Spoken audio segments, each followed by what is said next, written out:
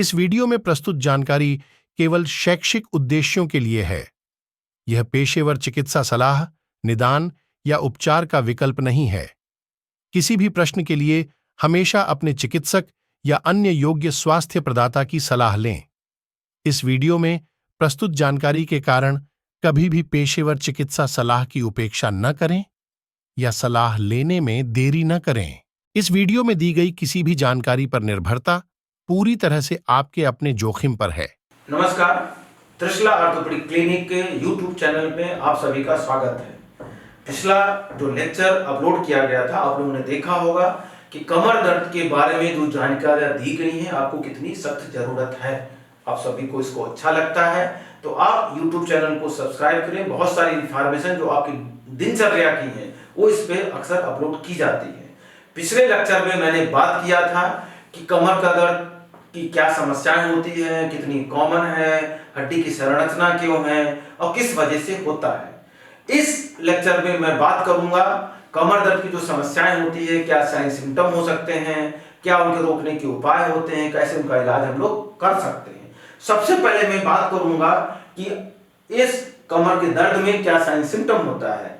इसमें हो सकता है कि आराम करते समय या लंबे समय तक बैठे रहने पर दर्द आपको हो, या कोई भारी चीज उठाते समय या झुकते समय दर्द हो, या आराम करने के बाद या सुबह बिस्तर से उठने के बाद यदि आपको दर्द होता है तो कमर दर्द हो सकता है। दर्द कूल्हे, जांघ व पैरों तक फैल सकता है। पैरों में सूनापन आ रहा है क्या, झंझनाहट हो रही है, पैरों में कोई कमजोरी है, तेज दर्द, झुकने वाला या हल्का दर्द हो सकता है। उसकी सिवियरिटी डिपेंड करती है कितनी समस्याएं आपको हैं।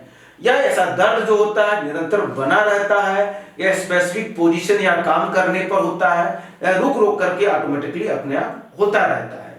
अब सबसे बड़ी चीज है कि कब आपको ज्यादा अवेयरनेस की जरूरत है, ज्यादा आपको सीरियस होने की जरूरत है कि डॉक्टर से तुरंत कंसल्ट करने की जरूरत है।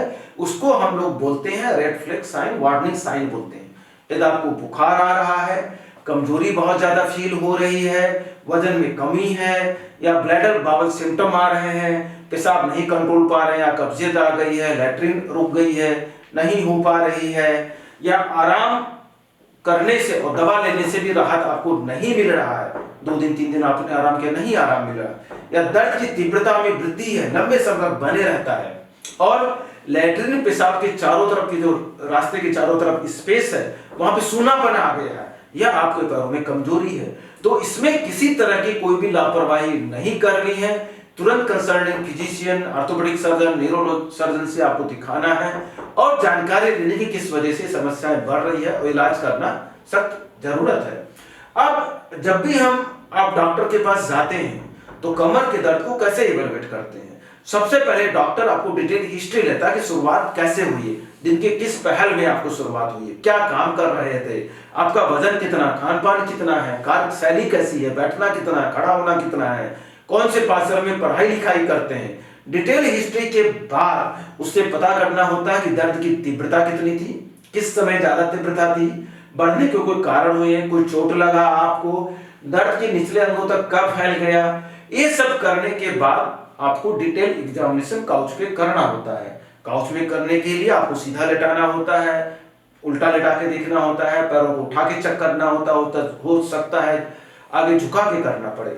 इन सब चीजों से बहुत सारी जानकारियां आपको मिल जाती हैं। दर्द आपका कमर का 1-2 दिन की समस्या रही है तो अक्सर किसी जांच से हम लोग बचते हैं, केवल दवाइयां, एक्सरसाइजेज और प्रिकॉशन करने के लिए बताते हैं। एक लंबा दर्द आपको परसिस्ट करता है तो हो सकता है आपको एक्सरे की जरूरत पड़े। एक्सरे में हड्डियों के चोट, हड्डियों में कुछ संरचना में कोई प्रॉब्लम्स आ गई तो उसके बारे में पता लगता है। यदि हमें लगता है कि आपके डिस्क में कोई प्रॉब्लम है, नसों में खिंचाव हो गया है, पैरों में कमजोरी आ गई है, तो सबसे बेहतर इन्वेस्टिगेशन जो होता है वो एमआरआई होता है। और एमआरआई पूरे शरीर का ना होकर के स्पेसिफिक पार्ट का कराना होता है जहां से हम सस्पेक्ट करते हैं। यदि हमको सस्पिशन में डाउट होता है तो पूरे स्पाइन का एमआरआई करने के लिए बोलते हैं। रेयरली कभी कभी हमको ब्लड इन्वेस्टिगेशन भी जरूरत पड़ती है, जिसमें सीबीसी है, कैल्शियम है, फास्फोरस है, विटामिन डी है, उन सब चीजों की भी जांच पर जरूरत पड़ती है, बट रेयर जरूरत पड़ती है। और अब जांचों के बाद हमको पता लग गया कि क्या प्रॉब्लम्स हैं।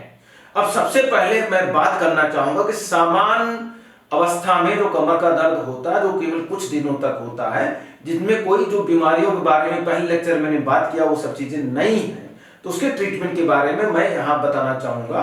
और स्पेसिफिक जो बीमारियों के बारे में वो स्पेसिफिक डॉक्टर या जो स्पेशलिस्ट उनसे कंसल्ट करने की बहुत सख्त जरूरत है। और जो भी प्रिकॉशन, जो भी ट्रीटमेंट के बारे में मैं यहाँ पे बताने जा रहा हूँ, वो एक डॉक्टरी सलाह से ही आपको पालन करना है। ये साधारण जानकारियां हैं, लेकिन इसको कंफर्म करना बहुत जरूरी कि हर व्यक्तियों के लिए रिक्वायरमेंट्स अलग अलग तरीके से होती है।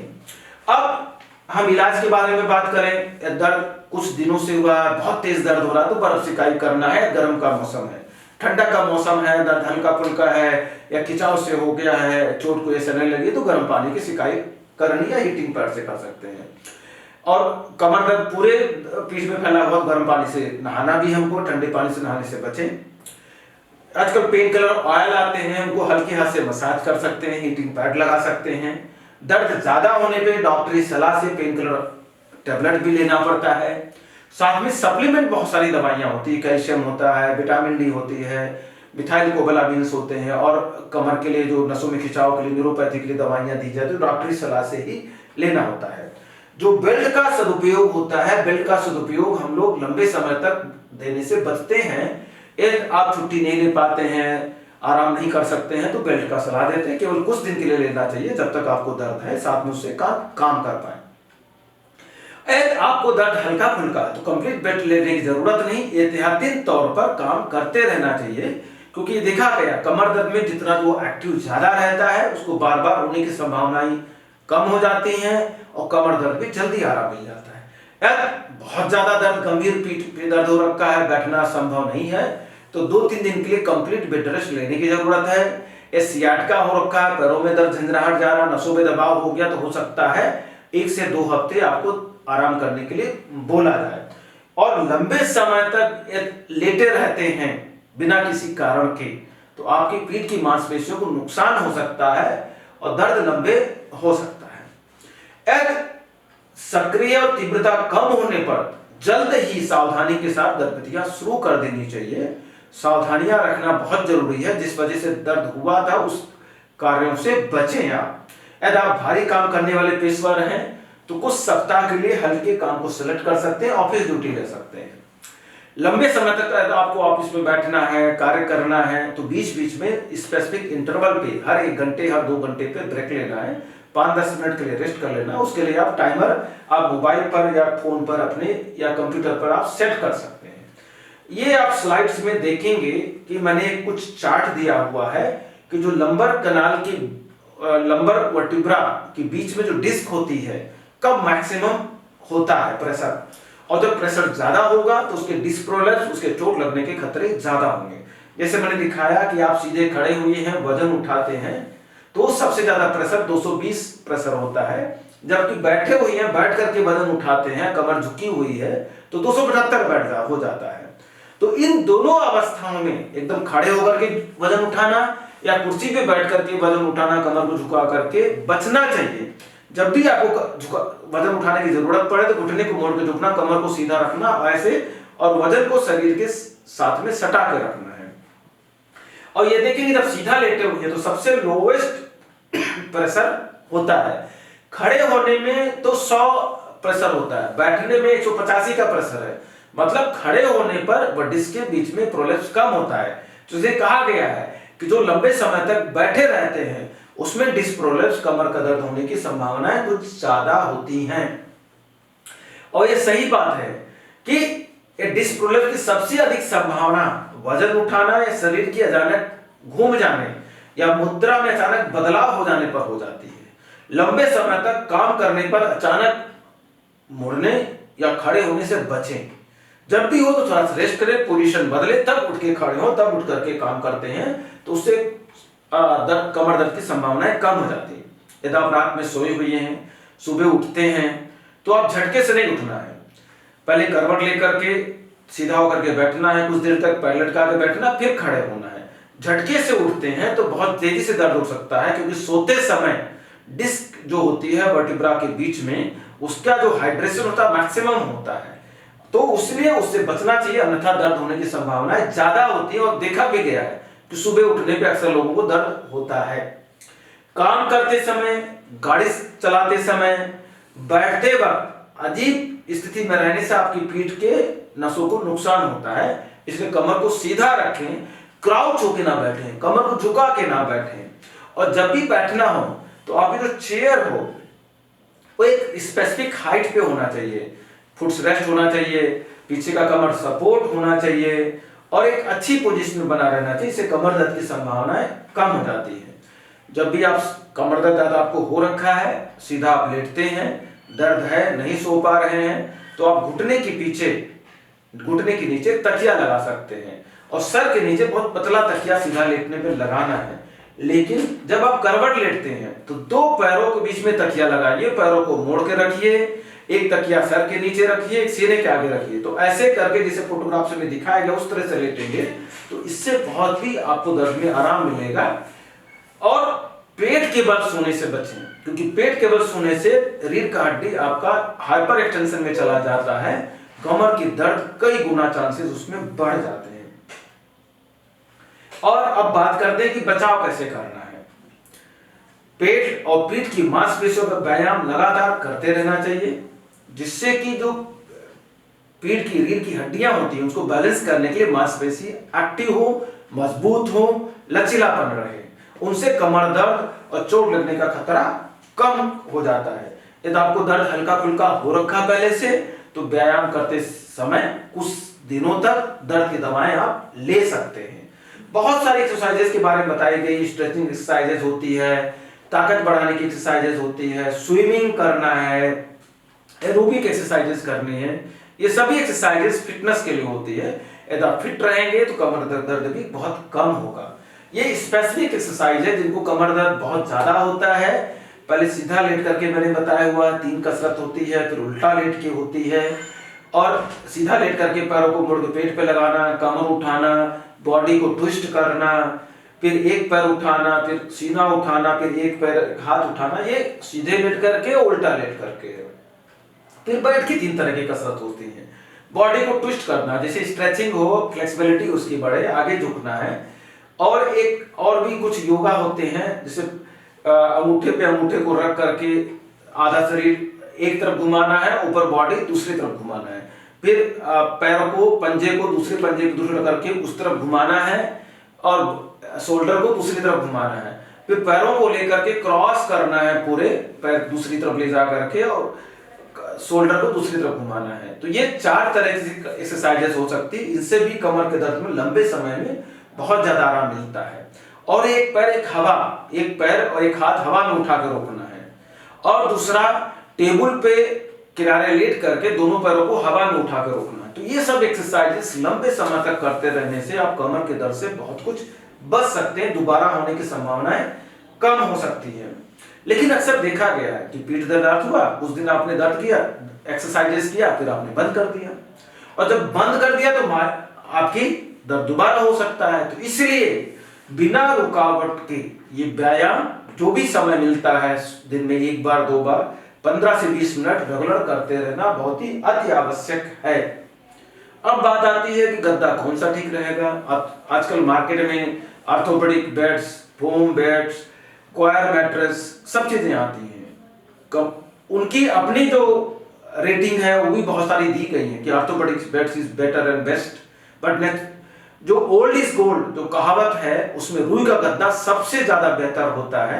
कम से कम 5-6 साल उसको इस्तेमाल कर सकते हैं, दोबारा धुना करके इस्तेमाल करते हैं। वो फर्म होता है, ना सॉफ्ट होता, ना बहुत हार्ड होता है और उससे कमर दर्द होने की संभावनाएं बहुत कम होती है। इतना मोटा, कम से कम 3 इंची का मोटा रुई का गद्दा बनवाते हैं तो कमर दर्द से आप बहुत कुछ बच सकते हैं। इसके अलावा जो लोग ऊंची एड़ी के चप्पल पहनते हैं उनसे बचना चाहिए। सिगरेट स्मोकिंग करते हैं तो उसको बंद करें। तंबाकू जर्दा खाते हैं उसको कम करें या बंद कर दें। एल्कोहल बचने, क्योंकि ये सब चीजें कमर के दर्द को बढ़ाती हैं और लंबा कर देती हैं। यदि आपका वजन बहुत अधिक है तो वजन कम करना जरूरी है और वजन कम केवल एक्सरसाइज, चलने फिरने से कम नहीं होता है। वो डाइट कंट्रोल और स्पेसिफिक पैटर्न पे जाना जरूरी है और डाइट में कार्बोहाइड्रेट, मीठा बहुत ही ज्यादा बंद करना पड़ता है और जो दिन भर खाने की आदत है, केवल 2 टाइम ब्रेकफास्ट, लंच और सोने के 6 घंटे पहले खाना खाना है, उसके बाद में सोते समय नहीं खाना खाना है और एक्टिव रहने की जरूरत है। जो भी खाने की आपकी मात्रा है उसको कम करना, हाफ करना है, तब जाकर के वजन पे आप कम कर पाते हैं। और वजन कम करते हैं तो आपका ऑस्टियोआर्थराइटिस, कमर का दर्द, डायबिटीज, ब्लड प्रेशर, हार्ट की प्रॉब्लम, बहुत सारी समस्याएं ऑटोमेटिकली कंट्रोल हो सकती हैं। लेकिन उस पे खाने पे लगाम लगाना बहुत जरूरी होता है। अब बात आती है कि बेल्ट का। बहुत सारे लोग बहुत एक्टिव होते हैं, काम करना चाहते हैं, रेशनली एक्सरसाइज नहीं कर सकते, लेकिन बेल्ट पहन सकते हैं। लेकिन बेल्ट को लंबे समय तक इस्तेमाल करते हैं तो रीढ़ की हड्डियां के आसपास जो मांसपेशियां होती है वो सब वीक हो जाती हैं और आपको कमर का दर्द लंबा परसिस्ट कर सकता है। यदि आप कुर्सी पे बैठते हैं, लंबे समय तक गाड़ी बहुत चलाते हैं, तो जो आप देखेंगे लो बैक सपोर्ट्स होते हैं या तौलिया होता है, उसको रोल करके आप लगा सकते हैं। कुछ मैंने पिक्चर्स दिया हुआ है यहाँ पे, जैसे आपको कमर दर्द हो रखा है, आप किचन में काम करना है, वजन बहुत ज्यादा खिंचाव होता है, तो एक पीढ़ा लेकर के पंजे के नीचे लगा देते हैं तो एक पैर पे नसों में खिंचाव कम होता है, तो वो पोजीशन आपके लिए आसान होता है।